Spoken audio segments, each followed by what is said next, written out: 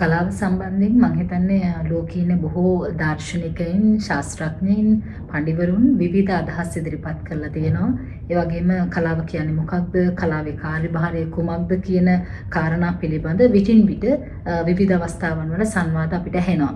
මේ සියලු ශාස්ත්‍රීය අර්ථකථන, ශාස්ත්‍රීය සංවාද පැත්තකින් තියලා සරලව අපි කලාව කියන්නේ මොකක්ද කියලා අහුවොත් මම හිතන්නේ අපිට කියන්න පුළුවන් ඊටාම සරල අර්ථකථනයක් තමයි කලාව කියලා කියන්නෙම අපේ මනස සුවපත් කරන දිව්‍යමය ඖෂධයක්.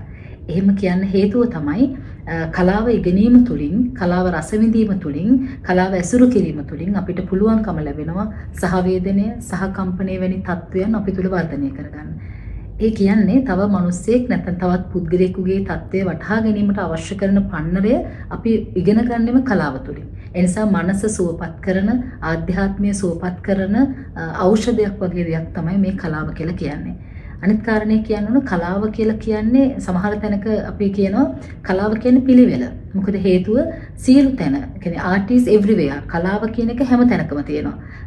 art of talking, art of swimming, art of walking කියලා කිව්වොත් ඇවිදීමේ කලාව, කතා කිරීමේ කලාව, ඉගෙනීමේ කලාව, මේ සියලු දේ තුළ කලාව තියෙනවා. ඒ කියන්නේ මම හිතන්නේ මිනිස්සෙක් විදිහට මේ ලෝකේ ඉපදුනහම අපේ ජීවිතයේ අවසානය වෙනකම්ම අපි කරන කියන සියලු ක්‍රියාකාරකම් වල භුක්ති විඳින සියලු දේ තුළ කලාව කියන එක අන්තර්ගත වෙලා තියෙනවා. ඒ නිසා සරලවම කිව්වොත් කලාව කියලා කියන්නේම මිනිස්සෙකුගේ මනස සුවපත් කරන දිව්‍ය ඖෂධයක් හා සමාන දෙයක්.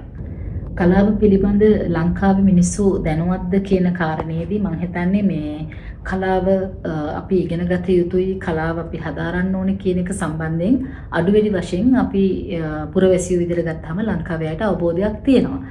නමුත් අපි යථාර්ථය කතා කරන්න ගත්තාම මේ කලාව හැදෑරීම, කලාව ඉගෙනීම කියන කාරණේ ගැන කතා කරද්දී සාමාන්‍යයෙන් දරුවෙක් පාසලට ඇතුළත් වෙලා 5 වසර 6 වසර වගේ වෙනකොට ඔවුන්ට සෞන්දර්ය විෂයක් ඉගෙන ගැනීම අනිවාර්ය කරලා තියෙනවා. ඔන්න ඔය අවස්ථාව තමයි අපේ ලංකාවේ දෙමව්පියන් අවබෝධ කරගන්න පළවෙනි අවස්ථාව. මේ දරුවන් කලාව හැදෑරිය යුතුයි, කලාව ඉගෙන ගත යුතුයි. එහෙම නැත්නම් කලා විෂයක් ඉගෙන ගන්න ඕනේ කියන එක පිළිබඳ සවිඥානිකත්වයක් දෙමව්පියන්ට දැනෙන පළවෙනි අවස්ථාව තමයි ඔය කියන විදිහට දරුවෙක් ප්‍රාථමික වසරවල සෞන්දර්ය විෂයක් ඉගෙන ගත යුතුයි කියන තැන. ඊළඟට අනිත් අවස්ථාව තමයි අපි දන්නවා අපොස සාමාන්‍ය පෙළ දක්වා මේ දරුවා සෞන්දර්ය විෂයක් හදාරනවා. එතනදී අපොස සාමාන්‍ය පෙළට යම්කිසි දරුවෙක් බලාපොරොත්තු වන මට්ටමේ ප්‍රතිඵල උට හෝ ඇයට ළඟා කරගන්න බැරි වුණොත්, ඒ කියන්නේ ඔහුගේ හෝ ඇයගේ රිසර්ච් එහෙම නැත්නම් ඔවුන්ගේ ප්‍රතිඵල අවම මට්ටමක තිබුණොත් දරුවෝ හිතනවා දැන් අපි ආර්ට් විෂයක් කරන්න ඕනේ, දැන් අපි කලා විෂය ධාරාවෙන් උසස් පෙළ හැදෑරිය යුතුයි කියලා. එතකොට මේකේ තියෙන අවාසනාවන්ත කාරණය තමයි ලංකාව වගේ රටක් ඇතුලේ කලාව කියන එක ඉගෙන ගන්න එන බහුතරයක් එන්නේ අවම ප්‍රතිඵල තියෙන, කරන්නට කිසි දෙයක් නැති නිසා අපි ආර්ට් විෂය ධාරාවෙන් උසස් පෙළ කරනවා කියන පදනමක ඉඳගෙන. මම හිතන්නේ කලාව කියලා කියන්නේ ඊට වඩා එහා ගියපු උසස් ගණයේ විෂය ධාරාවක්. එතකොට කලා විෂයක් හැදෑරීමට අපිට ශක්්‍යතාවයක්, නිපුණතාවයක් නැත්නම් හැකියාවක් තිබිය යුතුයි. ඒ වගේම Tamanට තියෙන මේ නිපුණතාවය කොයි මට්ටමක වුණත් අපි දන්නවා සතත අභ්‍යාසය හරහා Tamanගේ කැමැත්ත තුලින් යම්කිසි විෂයක් වර්ධනය කරගන්න පුළුවන් හැකියාවක් තියෙනවා. නමුත් අවාසනාවකට අපිට කරන්න දෙයක් නැති නිසා අපි ආර්ට් විෂයක් කරොත් ඔන්න ඔය කියන හැඟීම, ඔන්න ඔය කියන ආශාව, ඔය කියන උනන්දුව දරුවෙකුට නැති වෙනවා කලාව ඉගෙන ගන්න. ඒ නිසා ලංකාවේ බොහෝ අය කලාව ගැන දැනුවත් වෙන්නේ මම හිතන්නේ ඇතැම් අය පමණයි. අනිත් සියලු දෙනා හිතනවා කලා විෂය ධාරාවක් හදාරන්න ඕන මම සඳහන් කරපු අවස්ථා දෙකේදී කියලා.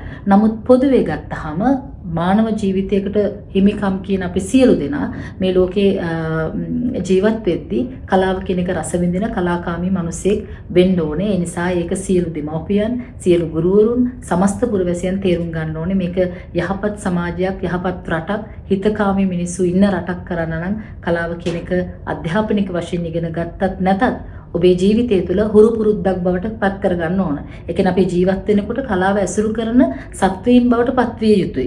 විෂයක් විදිහට මේ කලාව හදාරනවද නැද්ද කියන එක ඒක වෙනත් කාරණයක්. එතකොට එතනදී පවා නිවැරදිව කලාව හැදෑරීමට, නිවැරදිව කලාව ඉගෙනීමට තියෙන ආශාවත් එක්කම කෙනෙක් ප්‍රවේශ වෙනවා නම් තමයි මම හිතන්නේ වඩා උසස් ප්‍රතිඵල කලාව හැදෑරීමෙන් Tamanට ළඟා කරගන්න පුළුවන් වෙන්නේ.